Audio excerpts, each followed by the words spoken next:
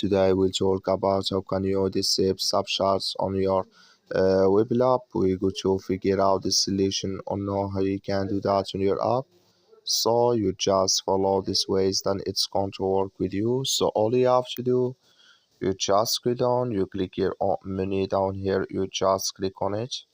So then it's going to take you to your profile. It's going to show for you like this. Then all you have to do now, just click here on settings here, just click on it.